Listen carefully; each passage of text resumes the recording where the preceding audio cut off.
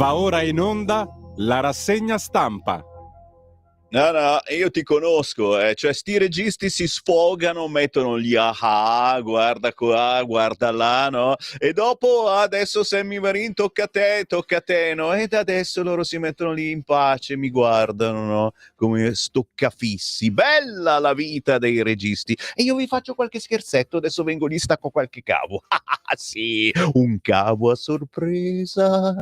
Come va? Come va, popolo di Radio Libertà? Siamo in onda dappertutto? Ci siamo in TV, canale 252? Ci siamo sulla banda DAB dell'autoradio? Vai! Ci siamo su YouTube e su Facebook. Cercate Lega Salvini Premier su Facebook, ragazzi. Grazie ai celoduristi che mi seguono e mi guardano ogni mattina. Ciao. Venitemi a trovare, con un salame lungo mezzo metro in via Bellerio. Vi aspetto nel fortino della Lega. Venite preferibilmente quando c'è Simone, che insomma, ti piace il salame, va bene? Ah, ok, no, magari, che ne so, sto barbone, uno dice, io no, salame islamico, no, niente da dire, assolutamente. Buongiorno a chi ci segue sul sito radiolibertà.net, certamente, ma la cosa più bella è mettersi lì a casa, pucciare il biscottino nella colazione e accendendo il canale 252 del televisore vedere il Sammy Varinone in diretta. E è un po' che ci vediamo, lo so, è dalla fine degli anni 70, quando ero piccolo che faccio radio, che parlo, che blatero, che cerco anche un po' di divertire la gente che è sempre più scazzata, è vero, ma anche oggi ce la faremo. Anche oggi vi regalerò una non rassegna stampa con fiocchi e controfiocchi, insieme anche a ospiti. Ah sì, oggi alle 8:45 Simonetta Matone, con lei parleremo di bambini strappati alle proprie famiglie, che è un argomento terribile, ma che qui ha sempre avuto spazio. Se ne parla poco perché, sai, le radio, come ti dicevo, devono cercare di distrarre, e poi alla fine ti mettono le solite 20 canzoni e devi essere contento. Qui cerchiamo di affrontare anche i problemi, anche se quando c'è Sammy Varin cerca di sdrammatizzarli nonostante il dramma. Alle 9 Matteo Mauri, viene il neocoordinatore della Lega Giovani Lombardia in studio. Wow! Più avanti alle 11 ci ritroviamo con Nino Germanà, senatore della Lega, segretario della Lega Siciliana, ma anche animatore del comitato Ponte e Libertà. Si fa un altro passo avanti per il Ponte di Messina. Lo so che i leghisti celoduristi dicono però è il ponte a Messina. Ragazzi, sono più le industrie del nord con la T finale che produrranno il ponte di Messina, che costruiranno. Siamo noi, ok? C'è lavoro per molta gente. Poi ditemi voi, se non avete voglia di lavorare, siete diventati Teron, tutti quanti Teron. Con tanto rispetto naturalmente per i meridionali che spesso lavorano più di noi, ma adesso ci sono gli immigrati che lavorano ancora di più, assolutamente. Oggi c'è un Sammy Varin aperto a tutti quanti. Venite a me. No, col cavolo, non venite, che ce ne sono già troppi. No, scherzate mica tanto. Oggi su nessun quotidiano viene più ripresa la situazione genitore 1, genitore 2. Sarà che, come dice l'astrologa di Radio Libertà, Deborah Bellotti, signora delle stelle, che non si fa più trovare proprio al telefono in queste settimane, è un casino della miseria, c'è una notizia dopo l'altra, ne succedono così tante di cose che non si riesce a star dietro, però io capisco magari sui giornalini, quelli di poche pagine, ma sui giornaloni, che oni vuol dire che magari hanno più di 40 pagine, una paginetta ancora su sta storia che bisognerà scrivere nelle nuove carte d'identità e nei documenti ufficiali al posto di padre e madre, genitore 1, genitore 2, niente. Passata proprio, meglio non parlarne, anche perché sennò qualcuno dice se ci incazziamo. È vero, la maggior parte degli italiani, ieri sera un sondaggino l'hanno fatto vedere, sono rimasti a bocca aperta, hanno tirato in ballo anche tutte le canzoni. Mamma, al posto di mamma devi dire genitore 1, dai, non scherziamo. Ma persino Giovanotti ha fatto la canzone, vabbè. la sa sta. Dove andiamo? Ah sì, devo ricordare che c'è il numero di telefono, il numero di WhatsApp. Sì, 340 6709 659. Questo è il numero per inviare i vostri messaggi, perché questa non rassegna stampa si avvale della vostra collaborazione. Segnate giù 340 6709 659. Vi faccio anche le estrazioni del letto se volete. 3 4 0 6 7 0 9 6 5 9. Abbiamo trasmesso le estrazioni del letto. Così avete tutto, sapete tutto. Che cos'è questa radio, cosa vuole da voi? Assolutamente nulla, qualche soldo se proprio vi avanzano.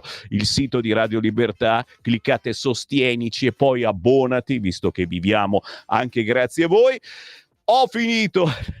Finita la rassegna stampa. Dazi e borse, il sito elettronico del Corriere. Wall Street giù, crolla Tokyo, Trump, dialogo con Unione Europea, non con gli stati, ma io non gli credo, perché appena vede la Meloni, secondo me cambia idea.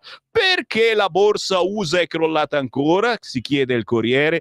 Perché è tutto un magna magna. Insomma, abbiamo capito che Trump si è spaventato, che la gente era spaventata, ma non la gente comune, gli investitori erano spaventati, per cui ha deciso di togliere questi dazi, almeno per il momento. No, perché c'erano un fracco di azioncine importanti, sai, tipo i nostri bot a 30 anni, e non li ha comprati nessuno, per cui giustamente, e c'è qualcuno che ha fatto anche i soldi con l'annuncio di Trump qualche ora prima che è il momento di investire, ma lo vedremo tra poco. Dal Corriere andiamo su Repubblica, vediamo l'apertura di Repubblica. Anche qui Wall Street a picco, Trump non convince gli investitori, mercati asiatici nervosi, Tokyo crolla. Vedremo l'Europa, ma penso che noi siamo abbastanza immuni da questa cosa, siamo contenti, facciamo il trenino che effettivamente i dazi per il momento non ci sono, e anche il nostro bazooka, guardate sul mio tavolo, non c'è più il bazooka. Dov'è il bazooka? Ero pronto a sparare, niente. Le borse asiatiche in calo dopo il rosso di Wall Street, questa è l'agenzia ANSA, ne abbiamo abbastanza, bravo, ci tuffiamo sul quotidiano Avvenire. Voglia di trattare. Io quando leggo Avvenire, mi stiracchio, che voglia di trattare. Avete anche voi questo strano desiderio, Trattiamo. Meloni alla Casa Bianca lancerà il vertice transatlantico, che sembra proprio un'arma. Vertice transatlantico! Calenda, documento maggioranza opposizione. Dopo lo stop di 90 giorni sui dazi deciso da Trump, anche l'Europa ferma le contromisure. Tariffe e tensione restano alte sull'asse USA-Cina. Da Pechino sia al dialogo, ma con rispetto. Sì, sai, dopo quello che ha detto Trump, anche i cinesi, se l'hanno capito i cinesi, dai dazi reciproci alla pausa reciproca, per citare una fonte europea, in meno di 24 ore. Te l'ho detto che la mia astrologa non mi risponde più al telefono. L'Europa ha risposto prontamente alla mano tesa di Donald Trump sulle tariffe con una decisione equivalente, ovvero sospendendo per 90 giorni le contromisure approvate nella giornata di mercoledì. Una mossa che ha tranquillizzato le borse europee, ma non quelle americane, dove a prevalere ancora la preoccupazione per il braccio di ferro con la Cina. Qui i dazi restano alti, così come la tensione. Pechino formalmente si dichiara aperta al dialogo, purché con rispetto, ma nei fatti sta emergendo il vero muro contro muro, che è proprio tra Cina e Stati Uniti. In questo contesto prende forma la missione di Giorgia Meloni alla Casa Bianca. Trump dice di voler trattare allo stesso modo tutti i paesi europei, ma la premier italiana potrà gettare alcune esche, È come andare a pesca. Per il pesca, la pesca, attento come lo dici, per l'Italia, così come per tutta l'Unione, cioè si porta dietro i vermi e siamo pronti a fare una buona pesca, lanciando il suo piano di un vertice transatlantico. Dove? In Italia. Vai. Calenda propone un documento condiviso da maggioranza e opposizione. Vedete che ho letto la prima pagina del quotidiano Avvenire che vi ha spiegato praticamente tutto, ok? Io qui chiudo la rassegna stampa, vi ringrazio per il gentile ascolto. Cosa devo fare? C'è tutto qua dentro, se non ci fossero questi bacchettoni di Avvenire, veramente. Dai, allora. Vado sul Corriere? No, oggi partiamo dal quotidiano La Verità, che dice la verità proprio in apertura ed effettivamente ne abbiamo bisogno, qualcuno che finalmente sia sincero. Eccola qua, La Verità. Il PD, guai se la Meloni ottiene vantaggi per l'Italia da Trump. Questo è vero, stanno remando contro l'Italia e giustamente, che non faccia accordi solo con l'Italia. Il viaggio a Washington manda ai pazzi la Schlein, ai pazzi, si dice anche così, fa impazzire, adesso manda ai pazzi la Schlein. Sul tavolo del delicatissimo incontro non solo dazi, ma anche possibili investimenti reciproci che potrebbero favorire le nostre aziende, ma ai Dem questo non sta bene, il Premier resti a casa, tratti soltanto Bruxelles. Cioè, capite questi? E questi amerebbero l'Italia, ma porco cane, no, questi amano il business europeo, il magna europeo, sì, la burocrazia, l'hanno inventata loro d'altronde. Il presidente americano spiazza ancora tutti, l'Unione Europea un blocco unico. Chiaramente qualcuno avrà fatto la spia dalla sinistra. Quelle lezioncine di democrazia dell'ex premier mai eletto che invocava la censura. E chi è questo? C'è qualcuno con un cagnolino in braccio. È Mario Monti, che è stato intervistato ieri dai giornaloni e giustamente oggi viene ripreso dal quotidiano La Verità. Il fisco, questa è l'ultima cosa che potrebbe interessare molti o molte o molto con l'asterisco, perché ormai non sai mai cosa trovi. Il fisco tassa anche le prostitute e le escort. Aggiornati i codici Ateco. Tra le attività spunta anche l'organizzazione di servizi sessuali. Allora, tutto è partito dagli accompagnatori, che sono sempre più di moda, ed effettivamente capita, anch'io ho fatto l'accompagnatore per molti anni. Che non mi credete? Cosa c'è? Non ho capito. Beh sì, ma nel senso che quando devi uscire comunque prendi un accompagnatore, un'accompagnatrice, chiaro, non con gli amici, o se volete anche quello, però normalmente poi il sesso non è contemplato, ma a volte sì. Bene, adesso c'è proprio un codice Ateco per l'organizzazione di servizi sessuali, accompagnatori e tutto questo insieme. Adesso gli accompagnatori si offenderanno, vedrai, io non lo faccio mica, ma lo sfruttamento è vietato dal codice penale e subito scoppia la polemica. L'Istat però dice abbiamo recepito una norma europea, quindi ancora una volta bisogna ringraziare l'Europa, e in questo caso forse è una cosa positiva, perché noi della Lega, che ce l'abbiamo sempre duro politicamente, cosa pensate? L'avevamo proposto tanti anni fa, caro Simone. Sì, sei arrivato nel posto giusto al momento giusto. Ne parliamo tra pochissimo, chiaramente. Questa è la prima pagina principale del quotidiano La Verità. Vi dico anche che oggi su tutti, ma dico tutti i quotidiani qui sotto mano, c'è un paginone su Luca Zaia e su De Luca. Già, il terzo mandato. Genitore 1, genitore 2 non se ne parla più, ma del terzo mandato se ne parla, e come. Intanto però sono sul quotidiano La Verità e voglio restarci. Balzelli erotici, scrive a pagina 11 il quotidiano La Verità. Il fisco tassa i servizi sessuali. Pure le escort dovranno pagare? Tra gli aggiornamenti dei codici Ateco spunta quello dedicato all'organizzazione di eventi di prostituzione.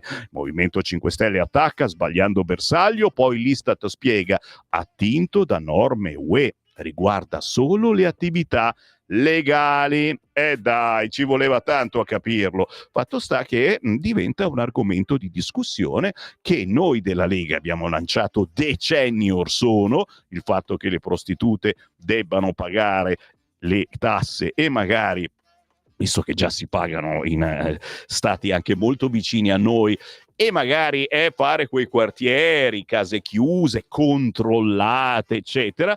E qui Sammy Varin subito vi chiede un parere. E già, mica siete mica gente che va con le prostitute, ma lo so, ma ci mancherebbe, i miei ascoltatori non le fanno queste cose. Cosa ne pensate? 340 6709 659. Legalizziamo la prostituzione, il mestiere più vecchio del mondo? Vecchio cavallo di battaglia di quella sporcacciona della Lega. 340 6709 659. Tra 10 minuti io comincio a leggere, leggo i vostri messaggi erotici. Nuovi vaccini, pochi test e troppi rischi. Pagina 13 del quotidiano La Verità. La tecnologia autoreplicante del siero Kostaive è ancora inesplorata, eppure i pericoli associati al suo uso su soggetti sani sono stati ignorati. Prima di commercializzare il farmaco, alle istituzioni spetta avviare indagini tramite ricercatori privi di conflitti di interessi. Tra i possibili effetti anche l'aumento di cellule che possono essere attaccate e uccise dalla risposta immunitaria anti-spike indotta. Non siamo in una fase emergenziale. Eppure è stato dato l'ok a un prodotto di cui non si hanno gli effetti, tra cui quelli delle molecole di saRNA nel corpo. Chiaro? Se siete Novax o comunque vi viene qualche dubbio, soprattutto magari vi è venuto qualche problemino dopo l'insierata post-Covid, tutto da leggere l'articolo a pagina 13 oggi, solo e soltanto, e dove se no, sul quotidiano La Verità, che parla anche di droghe, sì, a pagina 14, forse ancora più interessante, l'intervista con Maria Carla Bocchino. Le nuove droghe sintetiche sono un rischio maggiore del fentanyl. La dirigente parla dei nitazeni acquistabili sul dark web, cominciano a diffondersi e sono la principale minaccia, anche perché vengono pubblicizzati via social. Le mafie però puntano ancora sulle sostanze tradizionali, una girandola veramente di droghe, e ce ne parla questa dirigente che effettivamente le ha tutte quante sequestrate. Ci dice a che punto siamo in Italia con la diffusione anche delle droghe più particolari. Non fatelo leggere a vostro figlio, perché veramente fa impressione a noi grandi e ai più giovani, secondo me, fa venire voglia di provare qualche cosa. Vado sul quotidiano Il Corriere. L'apertura: Cina, dazi al 145%, cade Wall Street. Qui ogni giorno che passa aumentano i dazi per i poveri cinesi, e lo sapete qual è il rischio? Ve lo dico tra poco. Le borse europee tornano a correre dopo la tregua sui dazi, ma la guerra commerciale tra Stati Uniti e Cina fa crollare i listini di Wall Street. Washington alza i dazi al 145, Pechino risponde applicando tariffe all'84. Chi si fermerà per primo? Trump o Xi? Ciascuno pensa di avere gli strumenti per reggere il confronto meglio dell'avversario. La premier Giorgia Meloni proporrà a Trump un vertice USA-UE. L'intervista con Weber, PPE, l'Europa è forte, resti unita nel negoziato con gli Stati Uniti, ma la ricerca di sbocchi commerciali. Rita Querzè scrive oggi sul Corriere: le imprese italiane e i timori dell'invasione di merci cinesi. Già, il muro alzato dai dazi USA ha cambiato il commercio e il mercato italiano rischia di essere invaso dai prodotti cinesi. Se non vanno più negli Stati Uniti, e da qua a qualche parte dovranno pure andare, signori, non che non ce ne siano adesso, ma c'è questo rischio. Chiaro che tu dici ormai sono di qualità, cosa vuoi che sia, eccetera. Attenzione! Sempre sul Corriere, notiziona direi, svolta di Prada comprata Versace, operazione da 1,25 miliardi. Prada compra Versace. Pronti ad avviare un nuovo capitolo per un marchio con cui condividiamo un impegno costante verso la creatività, la cura del prodotto e un forte patrimonio culturale, ha detto Patrizio Bertelli, presidente del gruppo Prada. Anche sul Corriere le escort tra le attività economiche, l'Istat vara il codice per i servizi sessuali. Sì, buongiorno, vorrei per favore un servizio sessuale, mi dà qualche informazione? Codice Ateco anche per la prostituzione. Lo stabilisce la nuova classificazione sviluppata dall'Istat e divenuta operativa dal 1° aprile scorso. E così alla voce servizi di incontro ed eventi simili spunta il codice 969992. Non è un numero a pagamento, ma serve appunto per quello. Include la fornitura e anche l'organizzazione di servizi sessuali legali. Non ridete, perché ripeto, questo serve per immettere sul tavolo l'argomento. La prostituzione, vogliamo tassarla oppure no? Torniamo a pagina, che su pagina sono 6 del Corriere. Il Corriere si chiede Donald e quel tweet. Chi ci ha guadagnato? Quel tweet di Donald su Truth dell'altro giorno che ha scritto comprate ora e poi la svolta, e quindi dazi fermati. Per chi lo ha seguito ci sono stati guadagni del 2100%, cioè per chi ha comprato dopo che lui ha scritto comprate ora. È fortuna o qualcuno era stato avvisato? Al congresso si dice scandalo insider trading.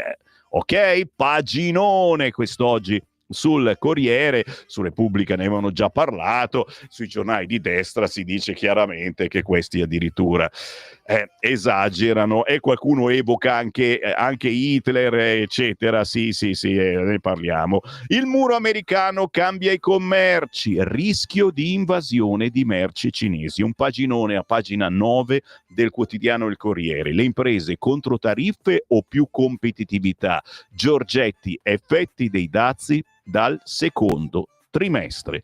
E chiaramente sono robe che bisogna tenere presente. Le merci cinesi, se non vanno in America, gireranno da questa parte. Paginone sul Corriere, come vi dicevo, Zaia e Campania.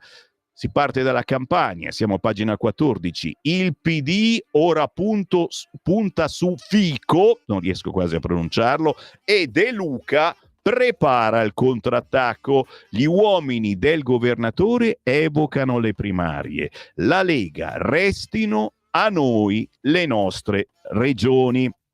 Il giorno dopo la consulta, il giorno dopo la sentenza della consulta che ha definitivamente archiviato il trentennio deluchiano, il governatore si mostra tonico ma in trincea. Ironizza sull'alta, anzi altissima corte, fa un elenco delle iniziative in programma per i prossimi 2 mesi, 21 in tutto, poi convoca per domattina i capigruppo della sua maggioranza, evidentemente per capire chi è ancora sul carro, visto il fuggi generale. Una mossa che suona anche come un avvertimento al campo largo, e qui si parla naturalmente del futuro della regione Campania. Ma è interessante scendere un po' più basso. C'è Tommaso Labate che parla di questi due personaggi, da una parte il viceré, dall'altra parte il doge, vite parallele del doge e del viceré, i due gemelli diversi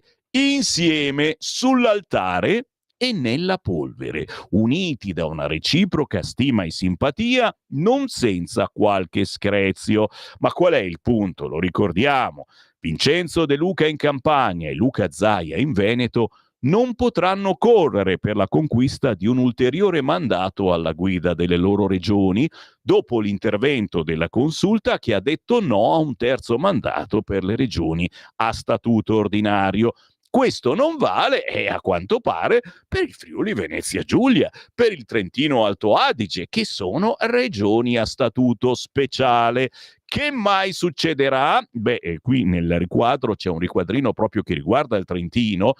Fratelli d'Italia perde pezzi dopo il sì al Fugatti Ter. L'approvazione della legge che consente un terzo mandato al presidente della provincia autonoma di Trento, il leghista Maurizio Fugatti, ha provocato l'addio al gruppo di Fratelli d'Italia dei consiglieri Carlo Dal Dos e Cristian Girardi, che hanno votato a favore contro le indicazioni del partito. A inizio mandato nel 2023 i consiglieri di Fratelli d'Italia erano 5, ma Claudio Cia lasciò subito per contrasti sulla scelta del vicepresidente della giunta.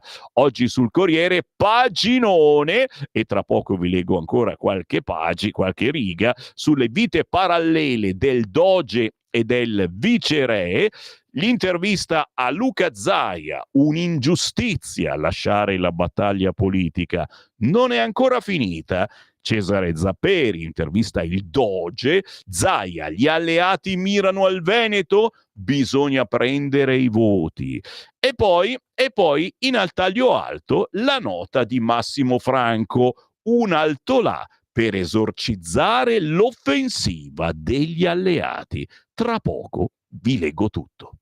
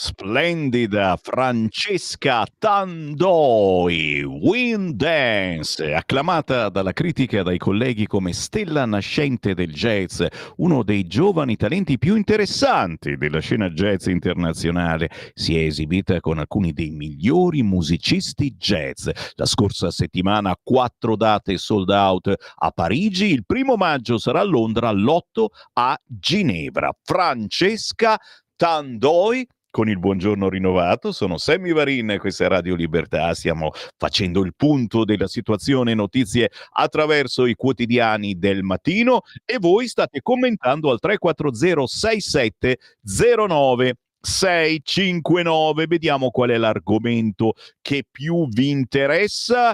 Buongiorno Sammy, se apri le porte al male, la faccenda del male minore è un'invenzione dei cattocomunisti, vedi alla voce pederasti. Genitore 1, 2, 3 è la conseguenza della compravendita dei bambini. Già. E non ne parla più nessuno oggi. Sui quotidiani è sparito completamente l'argomento genitore 1, genitore 2, non si dice più mamma e papà. Chissà come mai? Chiediamocelo. Anche io accompagno mia mamma fuori e dentro agli ospedali. Devo pagare una tassa? Ridiamo, Marco, però guarda che è una roba che bisogna decidere. C'è un messaggio audio, sentiamolo. Vai.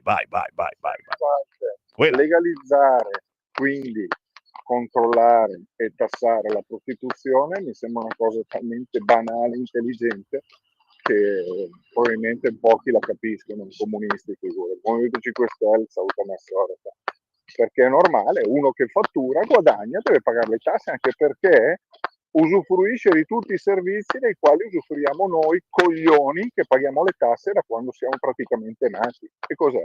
Il mondo distopico?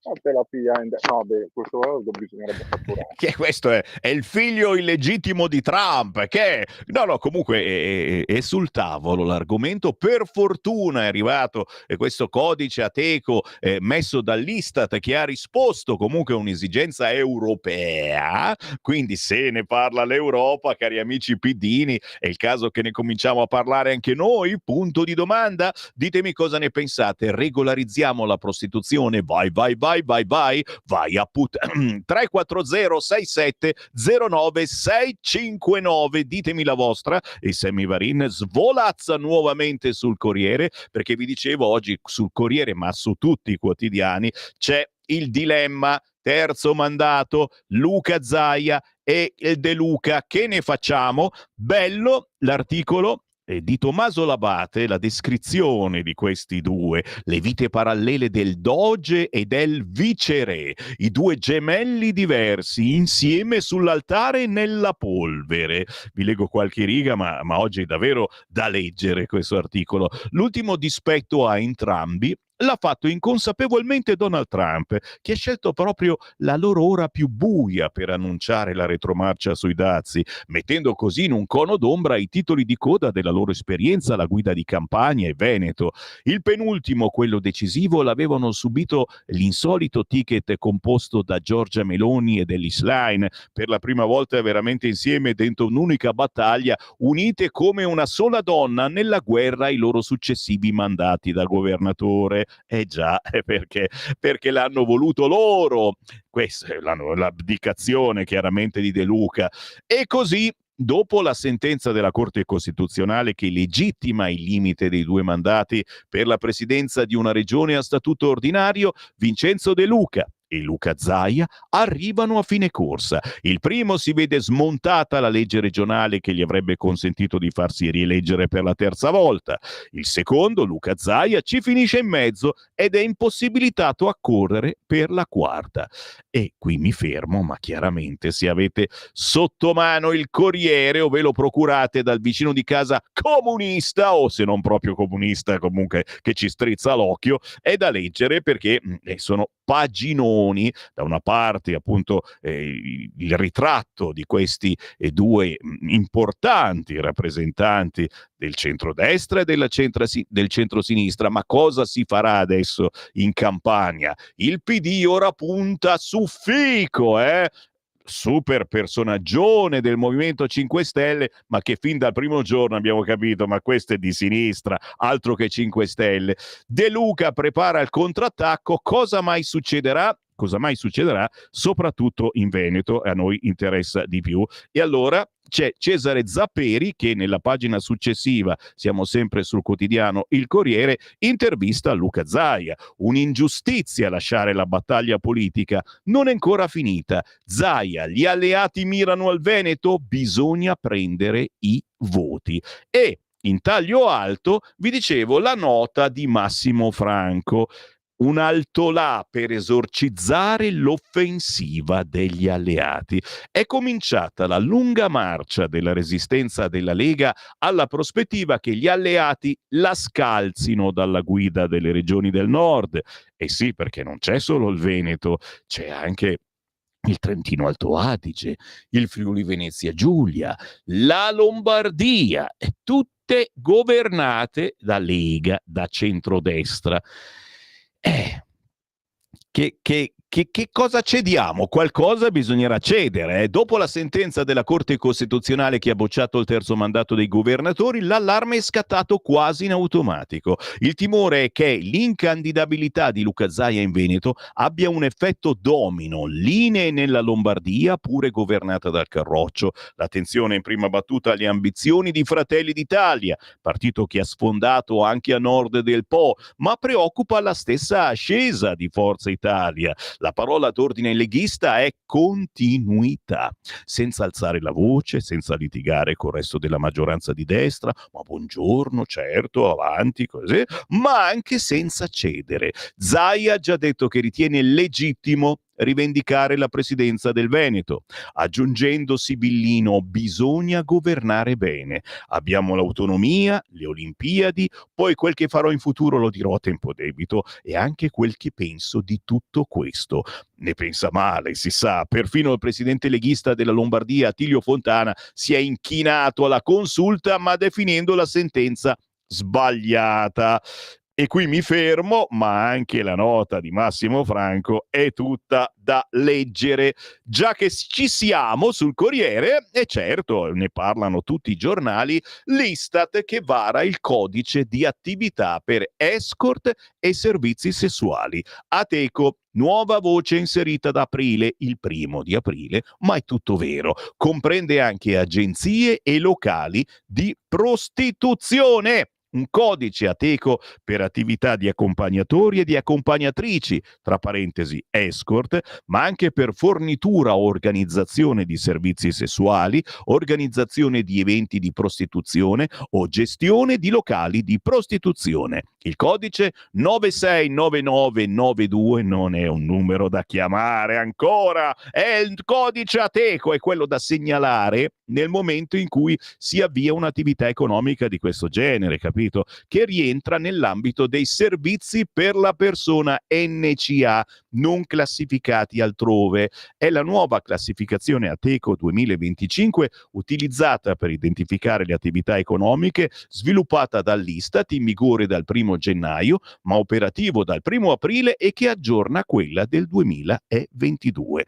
Sul Corriere l'intervista al pidino Paolo Ciani, una scelta pericolosa per le donne vulnerabili come le vittime di tratta, e al leghista Armando Siri, una norma di civiltà, c'è un giro d'affari enorme che non si può ignorare. La Lega è storicamente favorevole alla riapertura delle case di appuntamento e, dice il Corriere a Siri, è un modo per arrivarci? Risponde Siri, l'Istat stima che in Italia il giro d'affari rilevabile intorno alla prostituzione valga 5 miliardi di euro.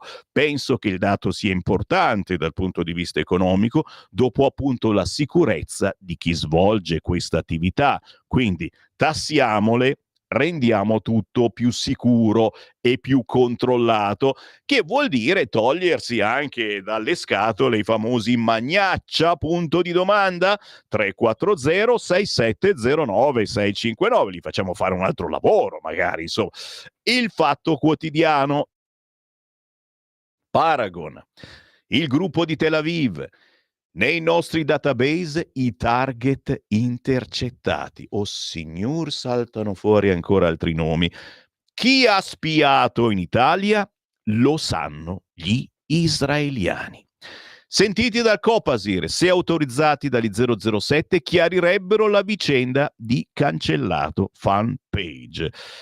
Stiamo a vedere, e questo è il centropagina del quotidiano Il Fatto Quotidiano. Vado sul giornale, anche Wall Street ora scarica Trump. L'incertezza colpisce mercati e imprese. USA, dazi al 145% alla Cina, negoziati con l'Unione Europea in blocco. Il Papa mette in mostra tutta la sua sofferenza a San Pietro per la prima volta con immagini civili. Ma di spalla c'è l'intervista a Briatore. Vi spiego che cosa passa per la testa del mio amico Donald. Oara Borselli intervista Briatore. Lei pensa che Trump possa invertire la marcia? Non esiste. Può fare delle mosse tattiche, ma Trump è un treno. Quando si muove non lo fermi. Se gli vai contro ti travolge. La decisione di rinviare tutto di 90 giorni dimostra che fa sul serio. Ragiona, medita, usa il metodo dello stop and go. Flavio Briatore conosce Trump da anni e racconta al giornale cosa passa nella testa del suo amico. Ha messo mano ai dazi appena insediato e questo ha scombussolato tutto il sistema mondiale. Vedrà che va avanti, poi arriverà a negoziare solo da posizioni di forza. Servizi sessuali nell'elenco dell'Istat. Svolta, lo Stato mette in regola le prostitute, titola oggi il quotidiano Il Giornale. Ha segnato il codice Ateco che permetterà alle escort di pagare le tasse. Sempre tra le segnalazioni in prima pagina, dopo la consulta no al terzo mandato, dal PD alla Lega il rebus delle poltrone. Penetriamo all'interno del quotidiano Il Giornale. Ed ecco l'intervista a Briatore a pagina 7, vi spiego che cosa passa per la testa di Donald. È un treno, se gli vai contro ti travolge, non torna indietro. L'America alla lunga pagherà questa politica, la concorrenza è sana. Meloni? La migliore. E noi naturalmente non possiamo che crederci. Rebus Regioni, a pagina 10, come devo dire su tutti i quotidiani, ci sono i due distinti personaggi, da una parte Zaia, dall'altra De Luca. Il caso Veneto, la Lega non molla per il post Zaia, si apre il nodo nord. Il Carroccio lo rivendica. Fratelli d'Italia contrari, l'ipotesi Lombardia per compensare. Cozzolo, ci cedono la Lombardia Fratelli d'Italia, lo sapevo. Chiaramente il PD non è contemplato in queste scelte, che sa benissimo che qui non si passa. Il caso Campania, sempre sul giornale, mossa di De Luca, sue liste civiche per svuotare il PD. Il governatore potrebbe ricandidarsi al Consiglio e oscurare il candidato Fico. Paginone oggi sul quotidiano Il Giornale su queste meditazioni. Poi, a pagina 12, anche qui, costume e società, ora lo Stato mette in regola le escort. Nel nuovo elenco dell'Istat è stato inserito il codice Ateco per i servizi sessuali. L'istituto recepita la classificazione statistica europea. Quindi l'Europa zitti e mette dentro le prostitute. No! I servizi sessuali. Oh! Teoricamente è possibile aprire la partita IVA e fatturare le prestazioni. Dan da da dan. E t'ho detto, io sono contento di questo perché si mette sull'argomento un cavallo di battaglia storico della Lega. Ah, signore, adesso già penso al centrodestra, chi sarà d'accordo, chi non sarà d'accordo. Non farmici pensare a Forza Italia. Vado sul tempo? No, dai, prima facciamo un po' di Repubblica. Dai, il tempo è fortissimo oggi. Repubblica, Wall Street a picco, non crede a Trump, ma anche qui in centropagina Istat a escort e prostitute il codice per pagare le tasse. Anche la prostituzione, l'attività di escort, hanno un codice ATECO, acronimo di attività economiche, nella nuova classificazione sviluppata dall'Istat in vigore da gennaio, utilizzata dal 1° aprile. Spunta infatti la voce relativa ai servizi di incontro ed eventi simili, che comprende attività di accompagnatori e accompagnatrici, fornitura e organizzazione di servizi sessuali, organizzazione di eventi di prostituzione o gestione di locali di prostituzione. I lavoratori del sesso saranno così classificati dalle statistiche ufficiali e dovranno pagare le tasse IRPEF e IVA come tutti. Così il centropagina del quotidiano Repubblica. E tra poco vi dico cosa dice Campania. E ve l'ho detto anche su Repubblica, paginone, Campania, patto PD 5 Stelle su Fico, De Luca Junior avvisa è ancora lunga, il presidente convoca i capigruppo e lavora per i fedelissimi, il sindaco di Napoli Manfredi punta all'asse con il movimento da proporre anche nelle altre regioni. Paginone anche sul quotidiano Repubblica su De Luca, ma voilà!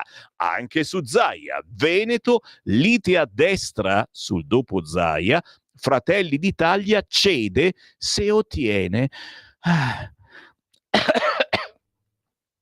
Scusate, non riesco a proseguire. Spara! Spara! E pensare che ero piccolo e la Lombardia, Fratelli d'Italia cede se ottiene la Lombardia.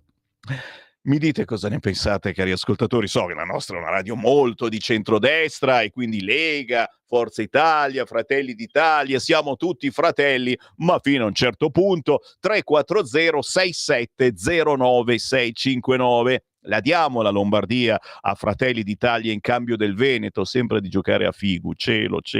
Bocciato il terzo, Matteo Pucciarelli, quello con 2 orecchini, va. Bocciato il terzo mandato che poi per Luca Zaia sarebbe stato il quarto.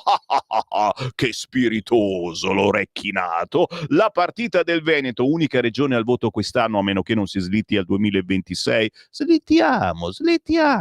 Con il centrodestra sicuro di ripassare all'incasso.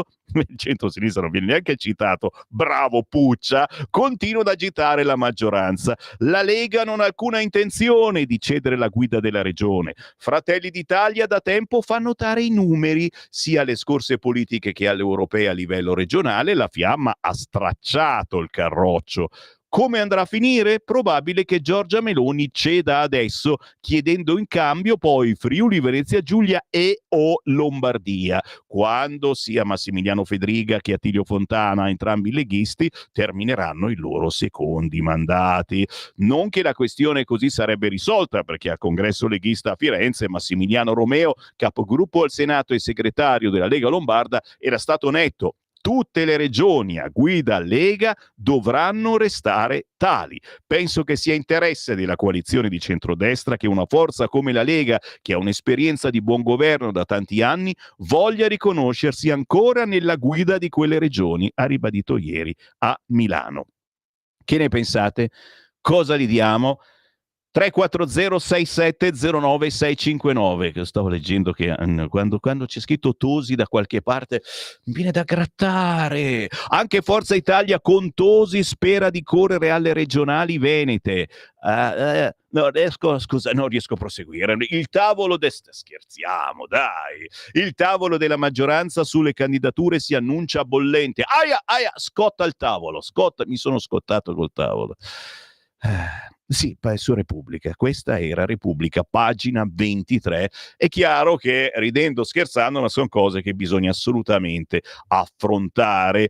29, pagina 29, anche qui non c'è molta varietà oggi sui giornali, e ve lo dico subito, se non devo stare su Trump, sui dazi, sulla Cina, eccetera, che sono gli argomenti logici e quindi non vengono quasi trattati in una rassegna stampa, non rassegna stampa come questa, dalle altre parti altre cose sono sempre quelle, un po' con lo stampino sui giornali quest'oggi. Il fisco, d'altronde sono argomentoni, il fisco regolarizza le prostitute, così si aiuta chi le sfrutta. virgolettato, non lo dice il fisco, ma chiaramente lo dice la sinistra di Repubblica. L'Istat rivede gli elenchi che definiscono le attività e inserisce anche i servizi sessuali. L'agenzia potrà chiedere una parte dei proventi. AVS, 5 Stelle e PD dicono scelta pericolosa. Ma che cos'è questo Ateco? A cosa serve il codice gestito dall'Istituto di Statistica? Il codice Ateco, spiega l'Istat, è la classificazione delle attività economiche adottate per finalità statistiche, cioè per la produzione e la diffusione di dati ufficiali. La gestione della classificazione è affidata alla stessa Istat ed è utilizzata anche per altre finalità di natura amministrativa, ad esempio fiscali. Il codice è formato da una combinazione alfanumerica, le lettere individuano il macro settore economico, i numeri invece le categorie di riferimento, quindi insomma si è un po' portata avanti l'Istat, diciamo così. Oggi Repubblica intervista la sex worker, già, Anita Gariboldi, 37 anni, del movimento italiano Identità Transgender, perché chiaramente non ne va a intervistare una, tra virgolette, normale, intervisti quella con la sorpresa. Il nostro lavoro deve essere trattato con dignità. Sto scherzando, ma ci mancherebbe. Questa è una che ha fatto un fracco di soldi, che giustamente ha detto adesso basta, voglio dedicarmi a chi viene sfruttato. È vero, se lo Stato vuole tassarci, prima dovrebbe tutelarci, invece siamo criminalizzate e senza diritti. Anita Gariboldi, 37 anni, italo-brasiliana, sex worker, oggi operatrice con le unità di strada del MIT, il Movimento Italiano Identità Transgender, parla con allegria dalla sua casa di Trieste. In questo momento non esercito, ho fatto una scelta d'amore, ma non escludo di riprendere la mia professione se ne avessi bisogno. Anita, le prostitute dovrebbero pagare le tasse? Risponde, sì, ma ad alcune condizioni. Se il nostro lavoro venisse davvero riconosciuto, trattato con dignità, alla luce del sole, in sicurezza, allora credo che sarebbe giusto, tasse in cambio di diritti. Oggi però siamo ancora marginalizzate e perseguitate, quindi quel tempo non è ancora maturo. Intervistona con Maria Novella De Luca che sente la sex worker Anita Gariboldi oggi sul quotidiano Repubblica. Giro e dove vado? Vado sul quotidiano Libero. Titolo principale: la corsa all'oro. Come salvare risparmi, che sembra di scoprire l'acqua calda, ma in effetti chi compra oro fa la situazione migliore che potrebbe mai fare in questo momento. Il problema, ho letto, che l'oro poi non è che dice vabbè mi tengo in tasca, non lo puoi tenere, devi metterlo in banca e per lasciarlo in banca devi pagarci le tasse e pagare il servizio che la banca ti fa. Per cui a uno girano anche un po' le balle, non lo posso mettere sotto il materasso, non si può. La Casa Bianca alza ancora i dazi alla Cina. I mercati continuano a ballare per mettersi a riparo dalla tempesta, metalli preziosi e azioni bancarie.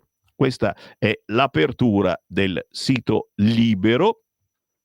L'editoriale di Daniele Capezzone, il palese legame tra crimine e immigrazione.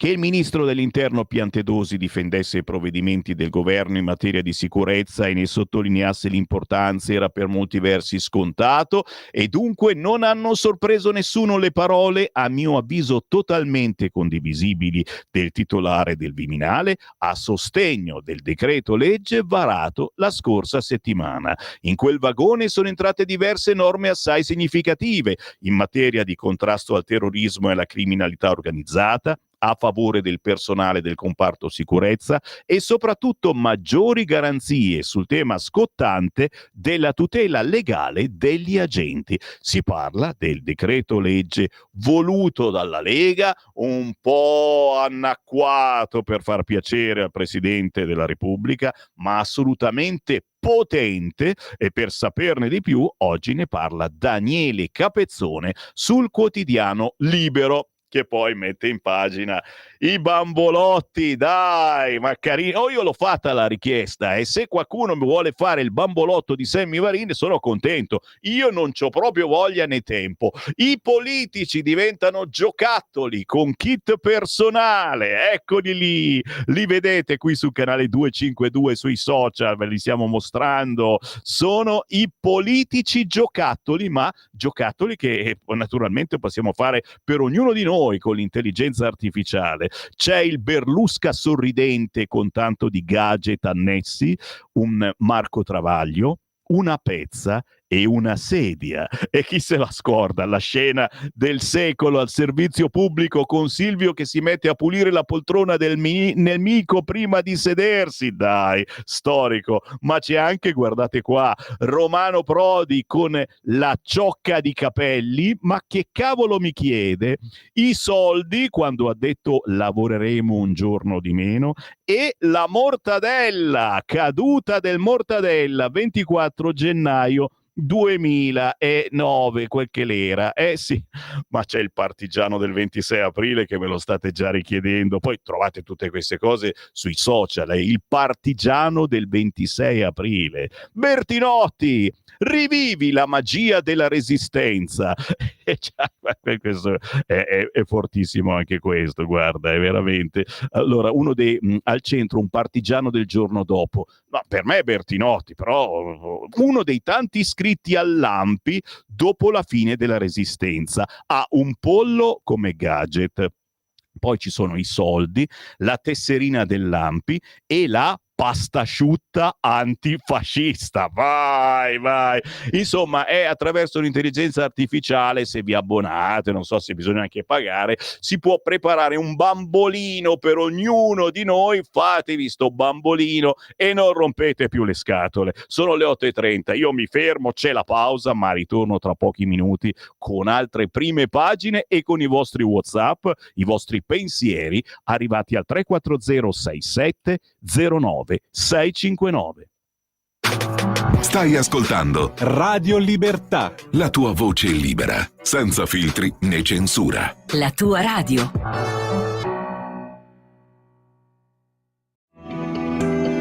Il meteo.it presenta le previsioni del giorno. La pressione atmosferica è in ulteriore aumento e garantirà oggi una giornata soleggiata praticamente ovunque. Temperature attese in generale ascesa. In mattinata cieli sereni o velati su tutti i settori, con rare eccezioni.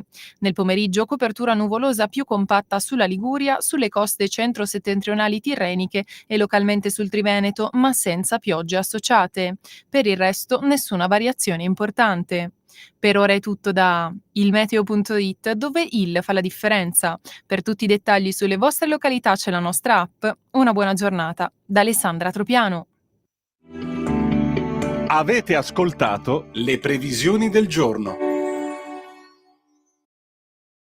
Lo amiamo perché ci offre sempre le cose più buone e naturali. Linea Alberto Acerbis. Eccoli qua i miei amici di Radio Libertà, buongiorno, la primavera alle porte, si sente il profumo, si comincia adesso a sentire il profumo. Saluto la regia, saluto i giornalisti, Cainarca, saluto i lucisti, insomma, buongiorno a tutti. Allora, devo togliermi questa mattina, qualche volta succede, un paio di sassolini.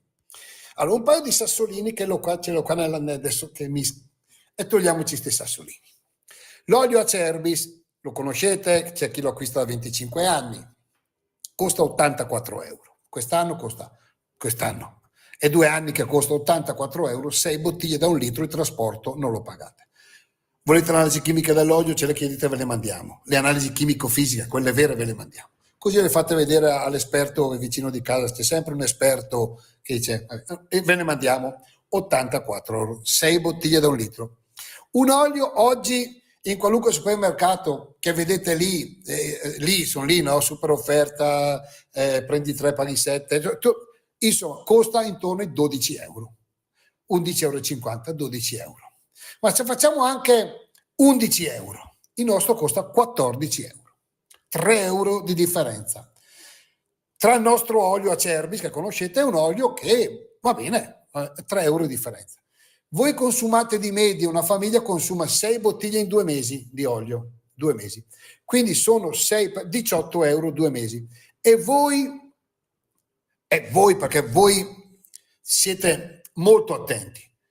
E qualcuno per 18 euro di olio extravergine di oliva, che è il principe indiscusso della tavola, che fa la differenza, che insomma è un prodotto importante, ancora più del vino per certi versi in tavola, per 18 euro?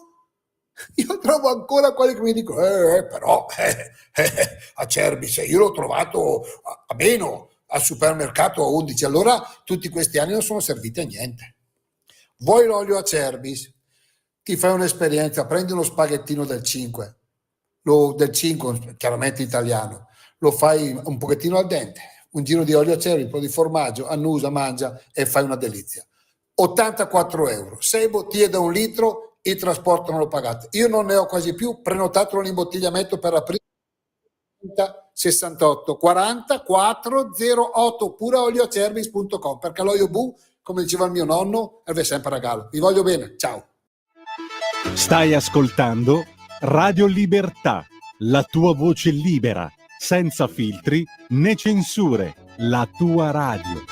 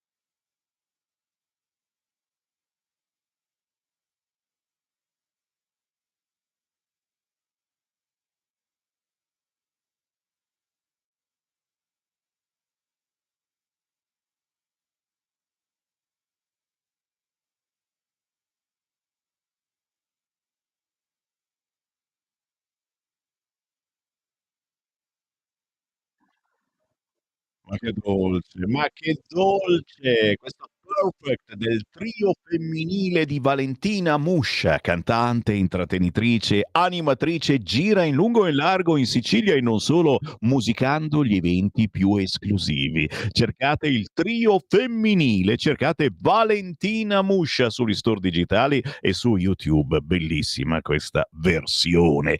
8:38, buongiorno. Sammy Varin, certo, rassegna stampa o non rassegna stampa, chiamatela come volete, ma certamente il punto della situazione notizia attraverso ciò che raccontano i quotidiani di quest'oggi. E a proposito, ero sul quotidiano Libero e non posso far finta di niente. I bambolini, questi ci hanno preso. Ci pensa l'intelligenza artificiale. Mette a pagina 12 il quotidiano Libero. Se i politici da comodino sono meglio di quelli reali. Da Prodi a Silvio, da Berlinguer ad Almirante, fino al partigiano rubagalline. Spopolano sui social gli omini virtuali con accessori personali tutti da ridere. E naturalmente c'è anche il promo. Rivivi la magia della resistenza e impedisci il ritorno del fascismo con l'action figure ufficiale di Trottola, il simpatico imboscato che ha deciso di diventare partigiano solo a guerra finita,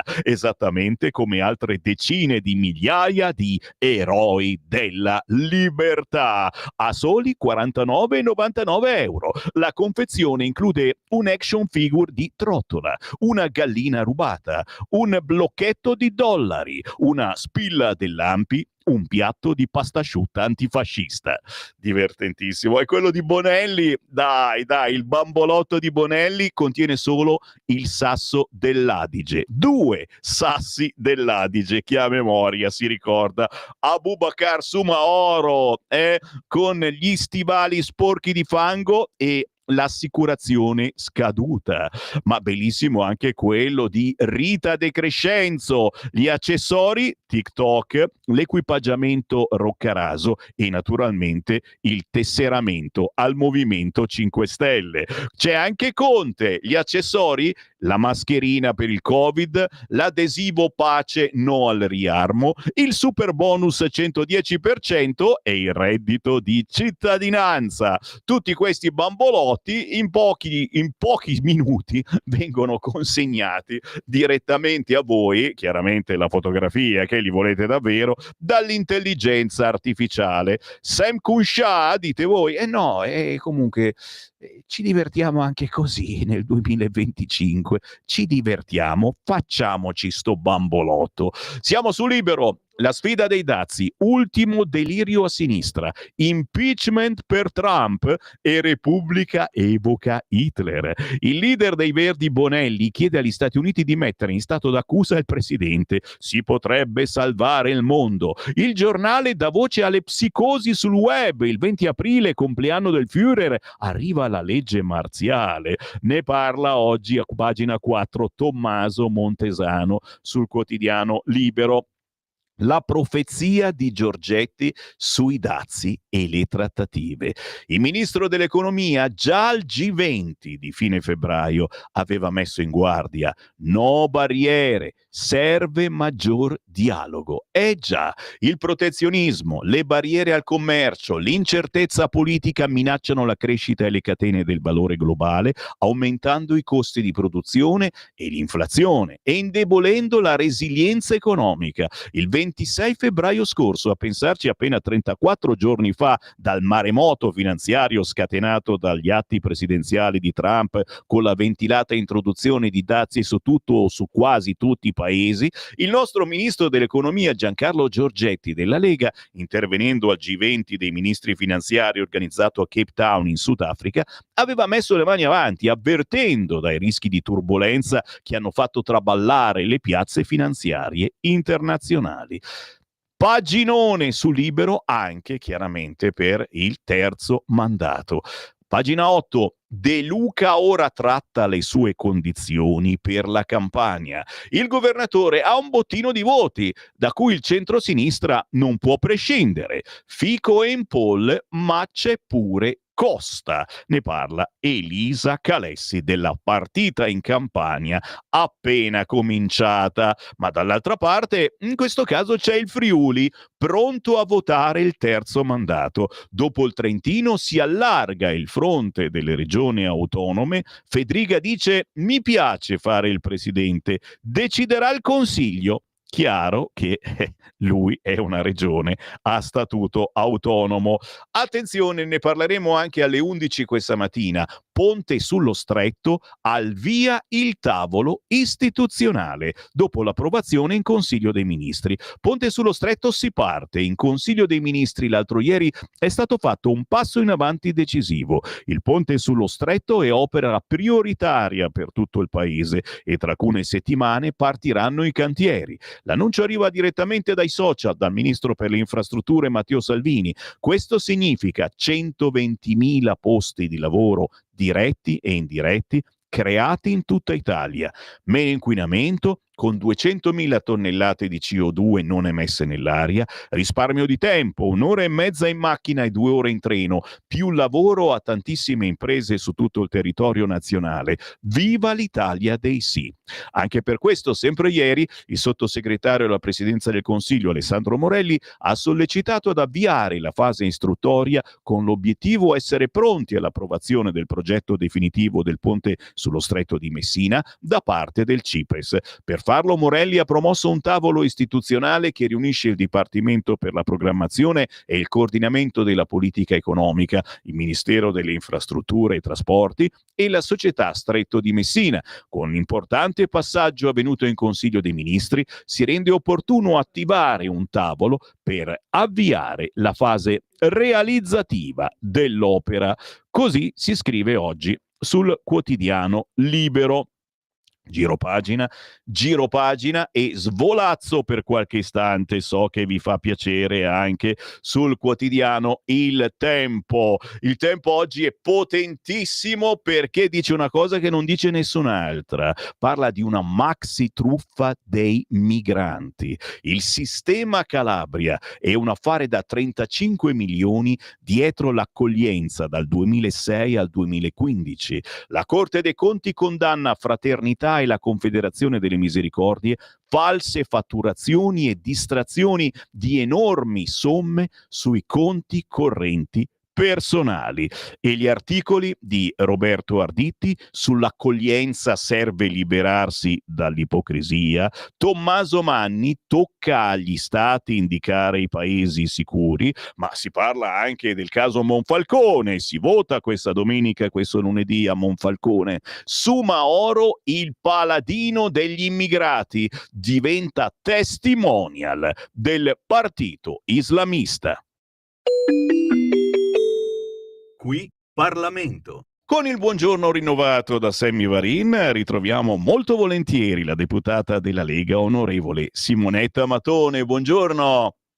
Buongiorno a voi, buongiorno a te, dimmi. Oh, senti, oggi parliamo di una cosa che a noi sta molto a cuore, perché abbiamo lanciato l'argomento dei bambini strappati tanti anni or sono proprio su queste frequenze. Ne ha parlato Matteo Salvini anni fa ancora, in quel di Pontida, ma questa è una problematica presente quotidianamente e poco raccontata da giornali e giornaloni perché dà fastidio, è fastidiosa psicologicamente, ma è fastidiosa anche politicamente. E oggi parliamo di un bambino strappato, tolto dalla famiglia affidataria perché aveva, fammi capire, superato il limite di tempo, cioè erano ormai passati quasi 4 anni e la famiglia non aveva i requisiti. Spiegami un attimo. No, è ancora peggio. Allora, questo bambino viene dato a questa famiglia ottima, affidataria, ottima, lo dico io, ma lo dicono anche le relazioni dei vari assistenti sociali, viene dato a 45 giorni ad una famiglia che lo cresce per 4 anni. Cioè praticamente questo bambino sta con questa coppia da 0 a 4 anni. In realtà, siccome si trattava di un affido ponte, cioè un affido che sarebbe stato finalizzato ad un'adozione, il Tribunale per i minorenni di Milano, perché bisogna dare le responsabilità precise, perché qui il Tribunale per i minorenni, come vedrete, ha commesso una cosa inaudita, si accorge che erano trascorsi 4 anni quando il limite massimo per un affido ponte è di 2 anni, ma l'errore lo fa il Tribunale per i minorenni di Milano e non la coppia. Si accorge dell'errore, li convoca, gli propone a questo punto una adozione definitiva, loro accettano, ma che accade? Si accorgono che la coppia supera il limite di età normativamente previsto, che e lei lo supera di soli 2 anni, lui di 5. Premetto che sono 2 professionisti che hanno già 2 figli adulti e hanno altri 2 bambini piccoli in affidamento, e decide in 448 di togliere questo bambino alla coppia. Questo bambino non viene in alcun modo preparato e in 48 ore gli fanno conoscere alla nuova coppia. Va, sentite bene, un giudice togato a parlargli, cioè no un giudice onorario con competenze psicologiche, psichiatriche, sociali e quant'altro, ma un magistrato va da un bambino di 4 anni, gli fa un colloquio credo di 1 ora e in 48 ore viene portato via e non vedrà mai più questi genitori. È una vicenda orribile sulla quale io, insieme alla collega Loizzo della Lega, abbiamo presentato un'interrogazione parlamentare, interrogazione alla quale il Ministro ha risposto l'altro ieri, ha risposto in maniera precisa e puntuale nel contenuto, ma non gli sono stati forniti nemmeno i documenti per poter rispondere dal Tribunale per i minorenni di Milano, questo perlomeno così sembrerebbe. Il ministro ha disposto un'ispezione e questo bambino non ha mai più visto quelli che chiama mamma e papà. Lui è andato via dicendo: mamma, non mi porto i giocattoli perché stasera torno. Io ho ricevuto dall'avvocato che difende la coppia non è un memoriale, è un diario della madre, ma non sono riuscita a leggerlo, con il racconto di quello che il bambino diceva sapendo che doveva andare via. È una cosa tremenda, è una cosa inaccettabile, è una cosa che è stata fatta in modo barbaro. Quello che io dico, seppure tu lo vuoi togliere per il rispetto del limite di età, non lo fai così. Cioè tu stabilisci un piano che può durare 6 mesi, 1 anno, di passaggio da una famiglia all'altra, perché i bambini, se io vado in un canile municipale e chiedo un cane, non me lo danno, devo fare 5 incontri, ma orrore nell'orrore. A questo punto la famiglia si precipita a chiedere l'adozione nei casi speciali, l'articolo 44 della legge sulle adozioni. Sapete cosa gli rispondono? No, io non credevo ai miei occhi, l'ho dovuto leggere e rileggere. E guardate che io sono stata magistrato per 41 anni, quindi diciamo che ho una certa corazza. Poiché la famiglia ha scelto la mediatizzazione della vicenda, vale a dire che noi per esempio ne stiamo parlando, o io ho presentato l'interrogazione parlamentare, non si applica il principio del superiore interesse del minore. Giuro che è vero, sta nel provvedimento. Cioè tu sacrifichi l'interesse del minore alla continuità affettiva perché la coppia ha scelto la mediatizzazione. Cioè, ma io sono allibita, io sono distrutta da questa vicenda. È una vicenda intollerabile. Io non posso pensare a quello che questo bambino ha provato. A 4 anni. Abbiamo ucciso i genitori con un provvedimento. Cioè lo Stato lo ha reso. Che cosa capisce un bambino di 4 anni?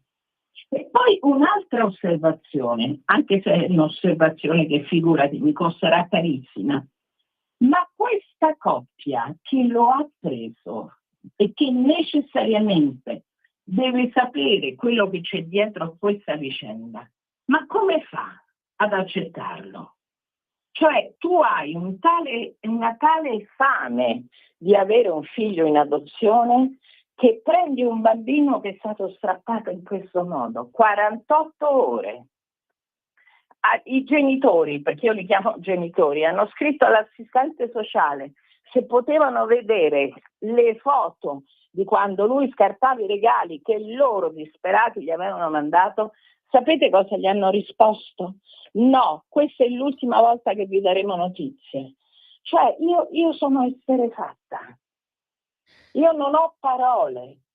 Da 0 a 4 anni con una coppia affidataria portato via in 48 ore e rigettano l'adozione nei casi speciali che si basa sul principio del superiore interesse del minore alla continuità affettiva, dicendo no perché hai mediatizzato la vicenda. E anche il procuratore li segue su questa strada. Ma che persone sono? Come dormono la notte? Come fanno a fare cose di questo genere? Guarda, io ne ho tolti tanti di bambini quando facevo il pubblico ministero. Ne ho allontanati tantissimi, ma li ho allontanati per salvarli da abusi sessuali, botte, maltrattamenti, violenze inaudite. Una cosa del genere mi è stato risposto: abbiamo rispettato la legge. Non è vero, perché avevi la possibilità di darlo lo stesso e di lasciarlo dove stava. Io sono veramente, non ci sono parole. Anche perché questo bambino di 4 anni ora, diciamolo, non sta più vivendo bene. A 4 anni ci sono problematiche psicologiche che si riscontrano anche nel modo quotidiano di vivere, e che si capisce che il bambino è stressato, non rivede più i suoi genitori, non capisce più nulla probabilmente. Ma come può capire? Chi ha capito questo? Ha capito che i genitori l'hanno abbandonato, ha capito che i genitori sono morti. Cioè, da un giorno all'altro. No, vi prego, io ho il diario, non riesco a leggerlo, perché da sentirsi male, lui che piange. Nei 2 giorni in cui ha saputo che doveva andare via, lui piange, si dispera, fa la pipì a letto, dice delle cose terribili.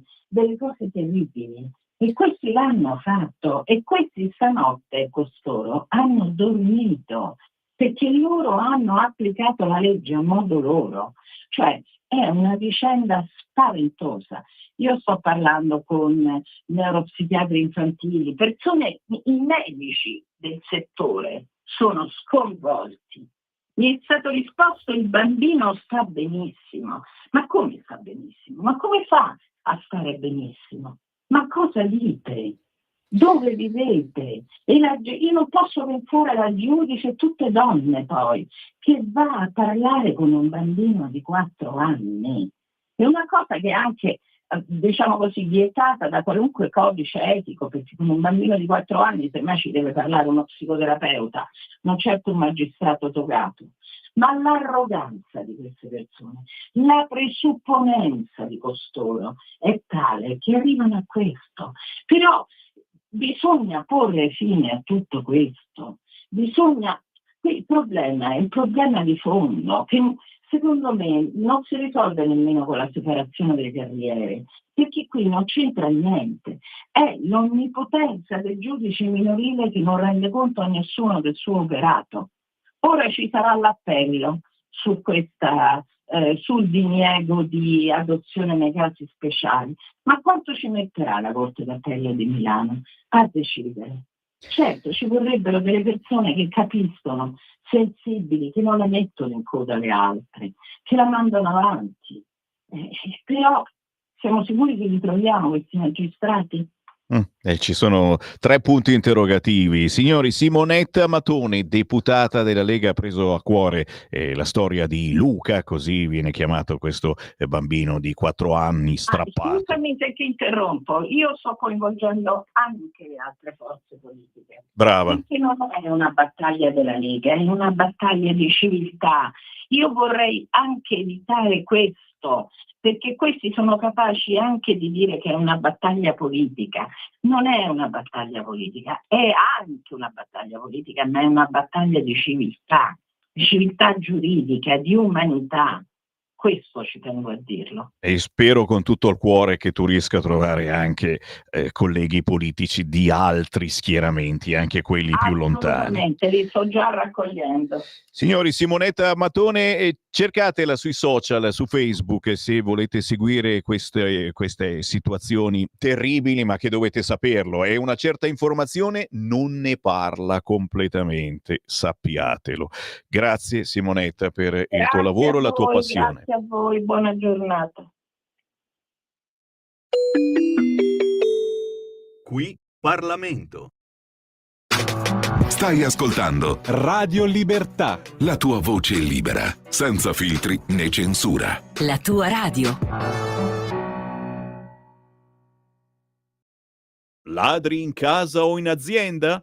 Prima è meglio che dopo. Oggi la soluzione si chiama Dialogos e passo subito la parola e do il benvenuto alla ditta Sicurbet, tecnologie per la sicurezza. Un saluto a te e a tutti gli ascoltatori. Vi prego di prendere carta e penna perché vi do subito il numero di telefono che potete chiamare per proteggere voi e la vostra casa 24 ore su 24. Questo è il numero di telefono che potete chiamare per il sopralluogo gratuito 389 11 89 705, ripeto 389 11 89 705. Vi ricordo che io rappresento Sicurbet, tecnologie per la sicurezza, siamo produttori dell'antifurto Dialogos, progettato e costruito interamente in Italia, antifurto che può gratuitamente essere collegato alle forze dell'ordine di zona, ovviamente previa vostra richiesta. E quindi cosa succede? Una volta installato l'allarme, che si installa senza fili, quindi non ci sono muri da rompere, lo potete tenere inserito giorno e notte a finestre aperte o chiuse senza nessun problema. Se avete degli animali in casa potete tenerli liberamente. Se l'allarme scatta vi avvisa immediatamente e avvisa chiaramente le forze dell'ordine qualora vi siate collegati. Ripeto il numero di telefono 389 11 89 705. Vi ricordo che l'antifurto è anche coperto da una garanzia integrale totale per 2 anni con sostituzione gratuita del prodotto nel caso si dovesse guastare. Una garanzia del genere so che non la offre nessuno, ecco. Per cui voi valutate, abbiamo varie soluzioni, chiaramente anche videocontrollo, quindi telecamere, sensori da giardino, telecamere intelligenti e via dicendo. Vi ripeto il numero di telefono che è 389 11 89 705. Un saluto a tutti e ricordatevi sempre che prima è meglio che dopo.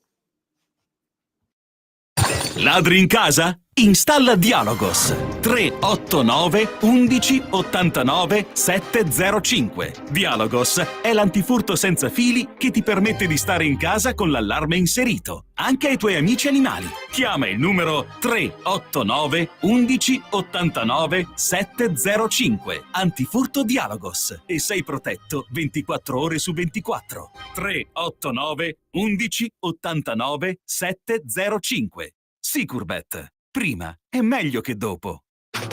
Stai ascoltando Radio Libertà. la tua voce libera, senza filtri né censura. La tua radio.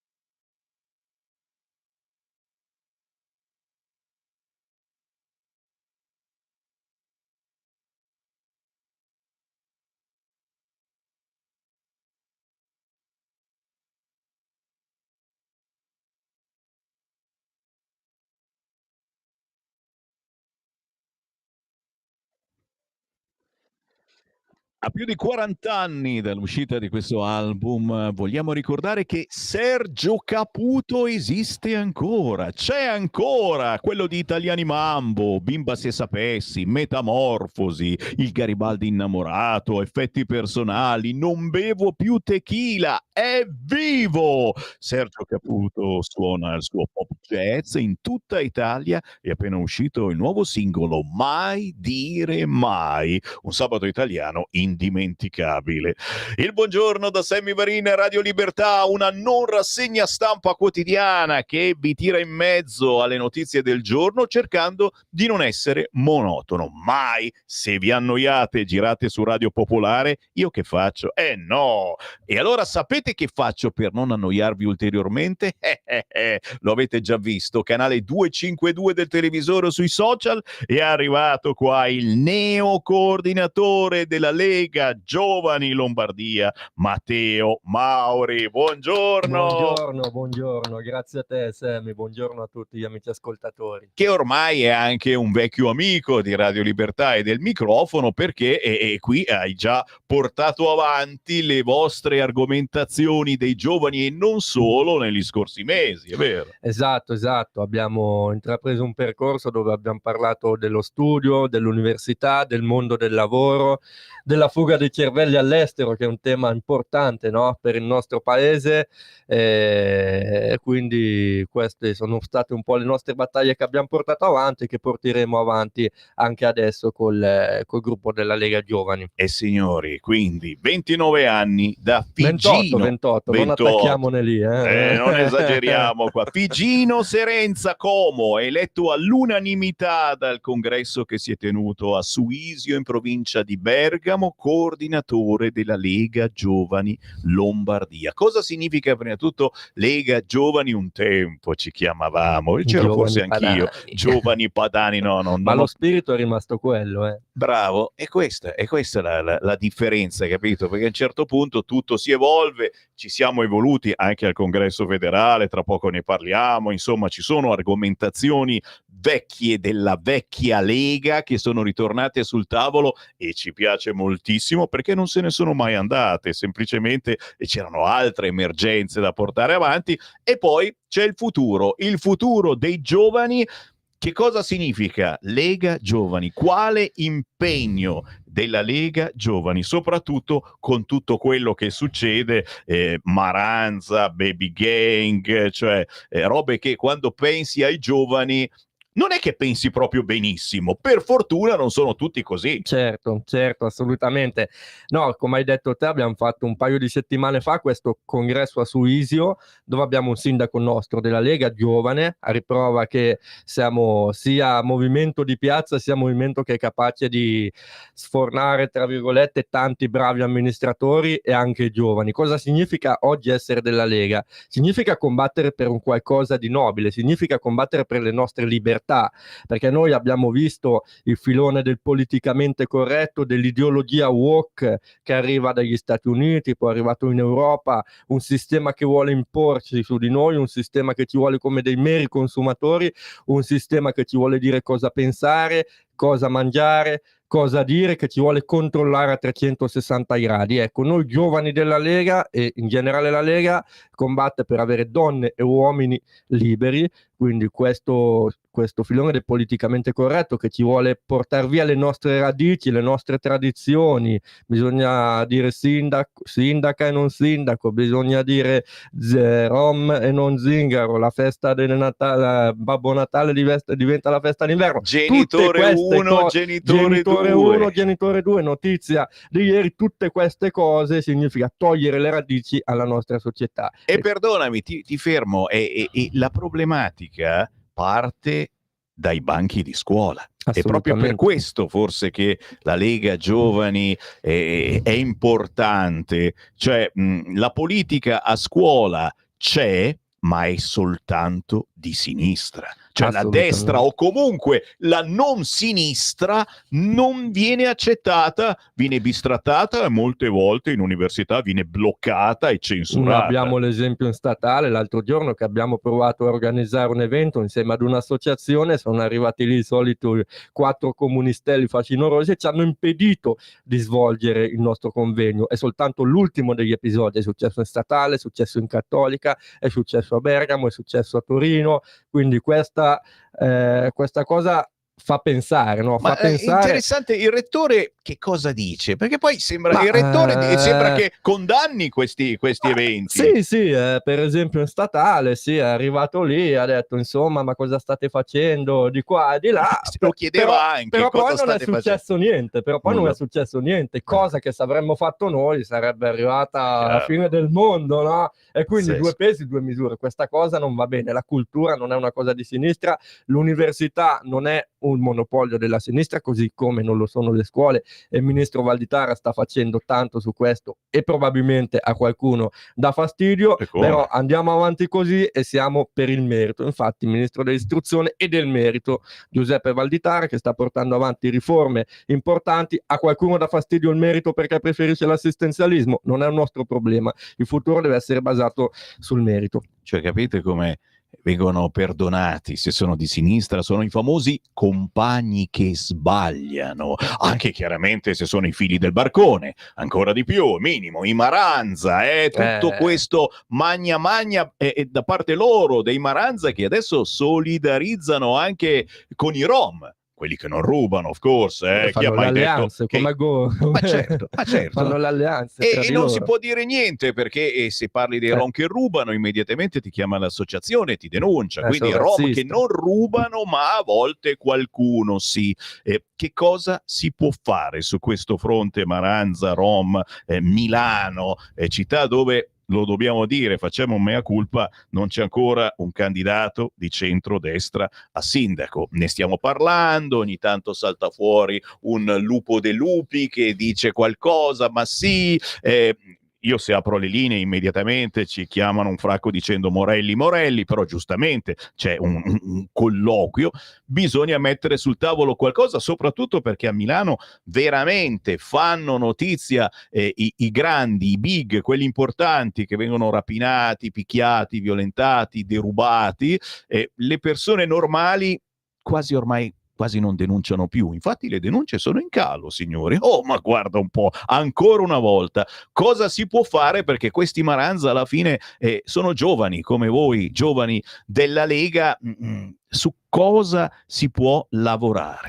No, certo, è un problema importante. Ieri ero in un'altra trasmissione e qualcuno diceva no, ma non c'è un problema sicurezza a Milano, no, però poverini vanno capiti, vanno aiutati. Io mi sono un po' rotto le palle di sentire queste cose, scusami se te lo dico, questo buonismo mi fa incazzare, no? Quindi Regione Lombardia, tra l'altro, l'altro giorno ha approvato una legge anti-baby gang che va a stanziare 450.000 euro per una volta individuati questi soggetti, metterli a lavorare, a riparare i danni che hanno arrecato alla società, e la Regione Lombardia è la prima regione che si è attivata in tal senso, perché poi, come sappiamo, la competenza della sicurezza è in primis in mano allo Stato che ha emanato diversi decreti sicurezza, tra cui l'ultimo dove ha potenziato anche l'organico delle forze dell'ordine, dove assicura tutela legale alle forze dell'ordine, perché poi il problema qual è? Che questi sono liberi di fare tutto quello che vogliono, il buono e il cattivo tempo, ma se poi un poliziotto giustamente si difende, basta che lo tocchi con un dito, certamente. Fine del mondo. Quindi sicuramente il governo sta andando nella direzione giusta, anche che la sinistra dice che questo decreto sicurezza è un decreto fascista, e ha anche protestato in qualche piazza. Sono convinto che questa sia la direzione giusta, e poi io veramente non riesco a capire come sia possibile che su Milano il sindaco Sala continua a dire no, ma non c'è un problema sicurezza, i dati sono calati, grazie al cavolo. C'è la gente che non denuncia più perché non ce la fa più, è disperata. Ormai i giovani, io ho tanti amici che mi dicono guarda, piuttosto che andare a Milano, in Gaulenti, in altre zone, io preferisco restare nelle mie zone perché rischio di non ritrovare la macchina, rischio di essere accoltellato, rischio la vita per una sigaretta, per non parlare se sei una ragazza cosa può succedere. Questo nel 2025 in uno stato democratico, in una città europea bella con la storia che ha Milano, è qualcosa di intollerabile secondo me. E attenzione perché i cosiddetti da Sammy Varin figli del barcone, gli immigrati di seconda, terza generazione, ormai sono diventati capibranco e sono quelli che ci insegnano come si vive in una città come Milano, e sempre di più ragazzini che girano col coltellino perché bisogna sapersi difendere. Questo non va bene, ragazzi, c'è qualcosa che non funziona. D'altronde sono proprio loro che ci stanno insegnando come si vive. Sta nascendo il partito islamico, è già partito, e questo weekend, questa domenica e questo lunedì si vota a Monfalcone, che può diventare un laboratorio politico pericolosissimo. Se questo partito islamico dovesse diffondersi, e lo sappiamo, gli amici pidini lavorano con lo stampino, se c'è una cosa che gli piace poi lo fanno da tutte le parti. Il partito islamico è pronto a partire anche nelle grandi città.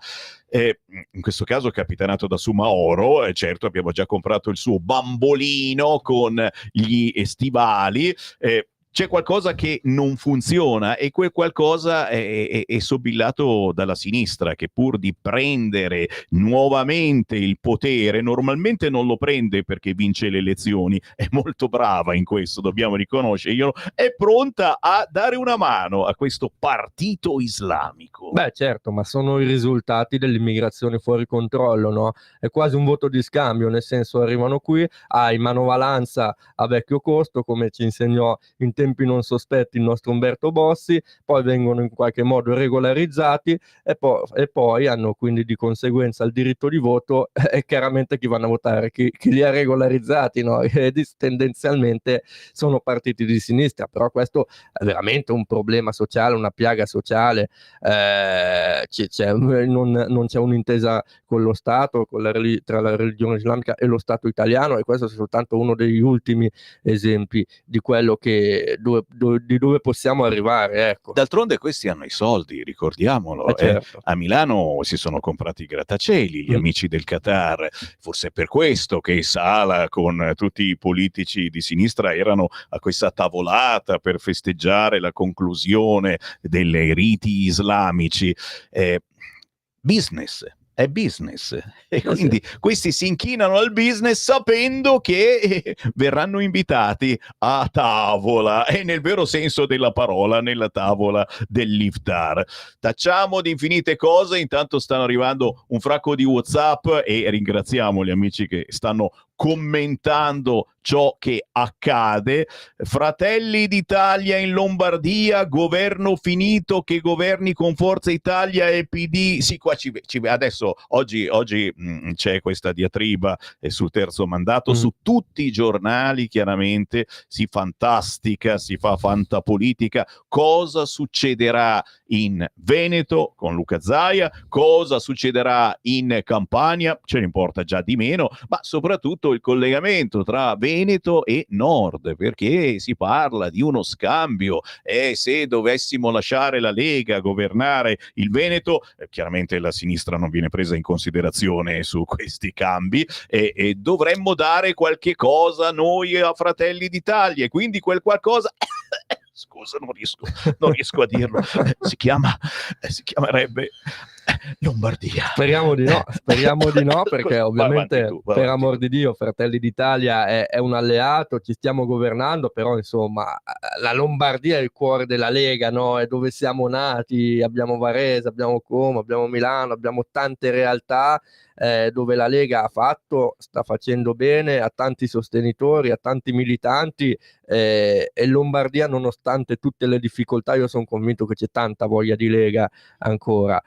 il governatore Fontana ha governato bene nel primo mandato, sta facendo bene in questo mandato, al netto di tutti i problemi che ci sono stati, Covid, sanità, trasporti, che conosciamo tutti, però ecco, io sono su questa linea, Sammy, non so come la vedi te, ma penso che... Mi fai piangere se mi porti da un'altra parte. Cosa ne pensate voi, ascoltatori? Ecco, in questo caso, anzi, se volete, abbiamo una manciata di minuti, potete chiamarci 02 9294 7222. Apriamo anche le linee, oltre che tramite WhatsApp, al 340 6709 659. Abbiamo in studio Matteo Mauri, neocoordinatore della Lega Giovani Lombardia, e giustamente, certamente, se dovessimo metterci d'accordo, c'è il Veneto, c'è il Friuli Venezia Giulia, c'è il Trentino Alto Adige, c'è la Lombardia, tutti a guida Lega.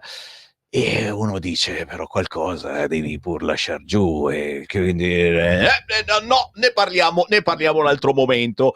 Parliamo del Congresso federale. Intanto che arrivano le chiamate pure, che vi mandiamo in diretta più che volentieri.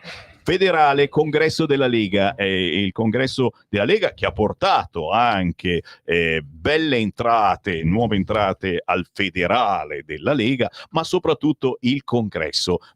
Quali fotografie porti a casa da questo congresso, tu che l'hai vissuto proprio fisicamente, eri lì? Sì, sono stati 2 giorni interessanti, importanti, no? Per il nostro partito. C'è stata ovviamente la riconferma di Matteo Salvini come segretario federale. Nel Consiglio federale, importante organo della Lega, no? Tutti i 6 lombardi sono stati eletti, quindi bene così. C'è stata una bella parte del discorso del Matteo, dove ha ripreso i nostri vecchi manifesti, quelli degli indiani. Questo è piaciuto molto, sai che noi abbiamo un ascolto grandissimo. Molto anche ai giovani, paradossalmente, giovani, no? Perché poi il compito, no, del nostro movimento giovanile è stato, è e sarà anche quello di difendere le nostre tradizioni, identità locali, riprendere la storia senza vergognarci come qualcuno vorrebbe fare, quindi sicuramente un bel momento di confronto. C'è stato l'ingresso del generale Vannacci, a cui Matteo ha consegnato la tessera, un personaggio divisivo tra destra e sinistra, però che piace, che ha le sue potenzialità, quindi sono convinto che l'unione fa la forza e insieme si può lavorare bene. Poi ci sono stati ovviamente tutti gli altri interventi del presidente Fontana, del ministro Giorgetti, la cui legittimità e autorevolezza è riconosciuta a livello ormai europeo, se non mondiale, e quindi è stato un bel momento di ascolto e poi di confronto. L'intervento di Musk, l'intervento della Le Pen, certo. Ne hanno parlato per giorni i giornali, quindi è stato fatto bene e lo stiamo riproponendo, cari ascoltatori, e oltre ad averlo trasmesso in diretta sabato e domenica anche in TV sul canale 252, ogni mattina intorno alle 10 ne va in onda un pezzetto, lo stiamo riascoltando tutto quanto. Intanto abbiamo aperto le linee, chi vuole entrare in diretta con noi chiami 02 9294 7222. Pronto? Pronto? Voilà. Buongiorno Sammy, complimenti al giovane Matteo. Grazie. Sentite, io la butto là, ma non è poi tanto peregrina l'idea, cioè nel senso io la proporrei, cioè nel senso che perché limitare una delle capacità di Zaia, che è culturalmente e diciamo conosce tutti i gangli amministrativi. Io penso limitarlo al Veneto, una persona di tali capacità, è riduttivo. Perché non addirittura, io penso che le prossime elezioni, che saranno fra 2 anni, il Presidente del Consiglio potrebbe essere benissimo candidato uno come Zaia, e la Meloni, ovviamente sempre se il centrodestra vincerà le elezioni, come io penso, perché tanto dall'altra parte sono una manica di scappati di casa, va bene, sarebbe la prima volta, potrebbe essere, lei che è molto ambiziosa, passata al Quirinale, eletta Presidente della Repubblica, e stabilirebbe un altro record, cioè essere, oltre che la prima Presidente del Consiglio donna, anche la prima Presidente della Repubblica donna.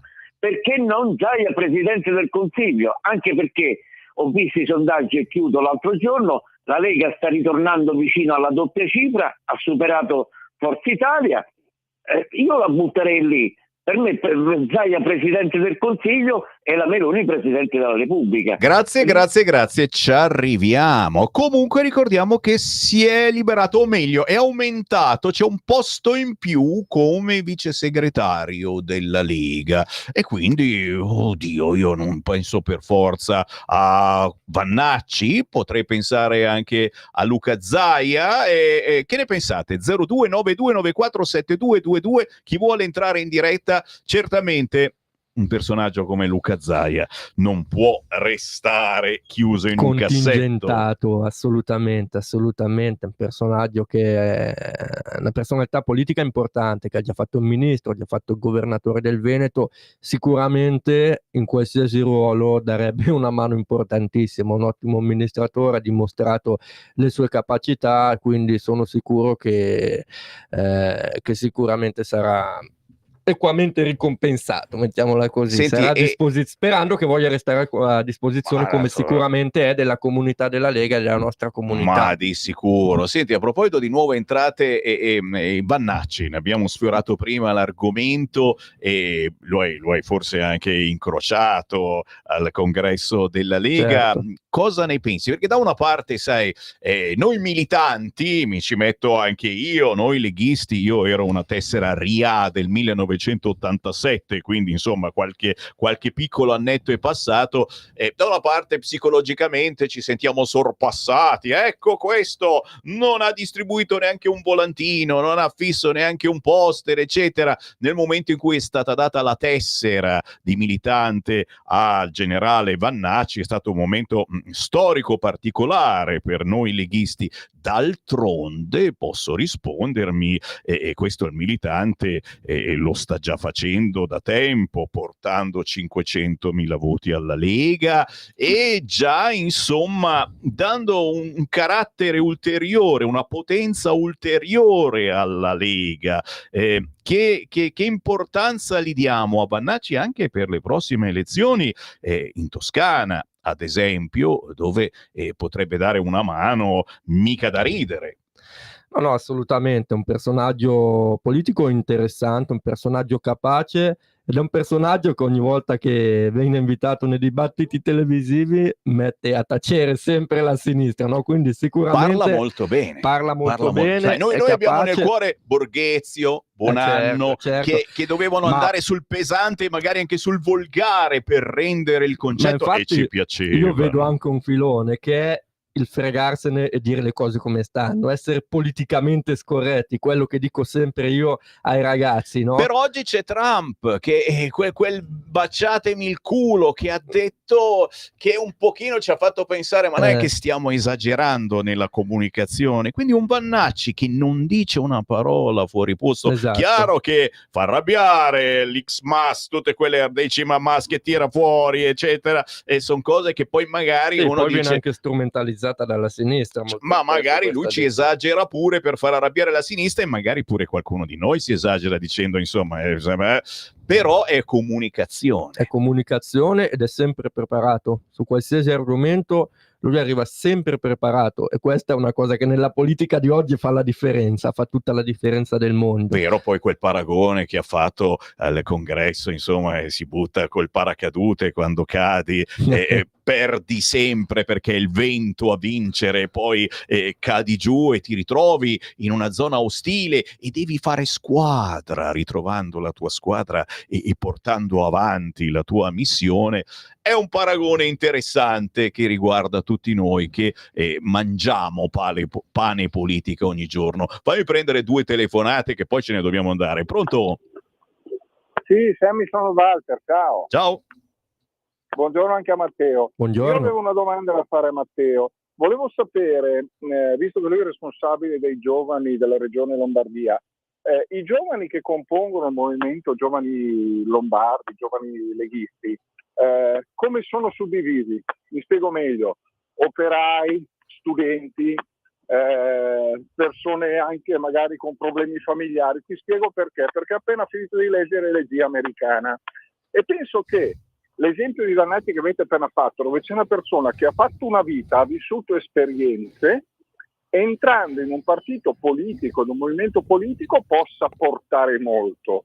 Un giovane che inizia nel movimento politico e non ha esperienze di vita vera, stipendio, problemi di soldi, sia molto meno preparato, magari più preparato teoricamente, ma non preparato sulla pratica. Cioè, volevo sapere come sono composti questi giovani. Cioè, Grazie caro, prendiamo l'ultima telefonata e poi in un minuto rispondiamo a tutte e due, tanto il Matteo Mauri è bravissimo. Pronto? Sì, pronto? Ciao.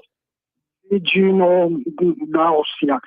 L'idea di Zaia come Presidente del Consiglio, per le capacità che ha, è veramente ottima, buona.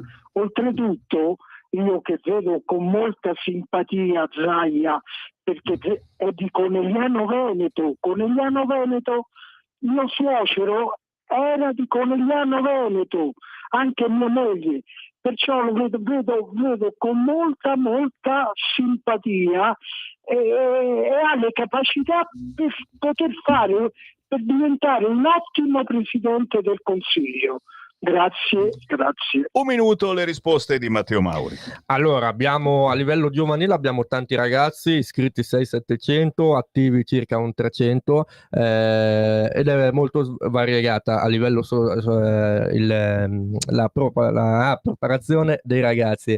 Abbiamo professionisti che si occupano di ingegneria, quindi abbiamo ingegneri, abbiamo laureati, abbiamo diplomati, abbiamo artigiani, è veramente trasversale il nostro movimento giovanile a livello professionale, abbiamo tanti studenti e quindi questa secondo me è una ricchezza che deve essere vissuta anche dal partito, perché ognuno può portare nel proprio settore le proprie idee e i propri contributi, e questo è sicuramente qualcosa che può fare la differenza. Ovviamente la praticità è una cosa e fare soltanto carriera politica è un altro, anzi il giovane che arriva in politica attraverso un percorso suo con una propria azienda o da lavoratore dipendente sicuramente porterà un contributo superiore a chi soltanto vive di politica. Signori, ce ne andiamo. Neocoordinatore Lega Giovani Lombardia, cercatelo sui social, Matteo Mauri. Grazie davvero per il tuo lavoro, con un grande abbraccio a tutti i giovani della Lega. Grazie a voi e aspettiamo voi giovani sulle nostre pagine, ai nostri eventi sui territori. Stava guardando me, io mi discosto, sono diversamente giovane. Grazie ragazzi, Sammy Varin torna alle 11, grazie Simone, a più tardi. Avete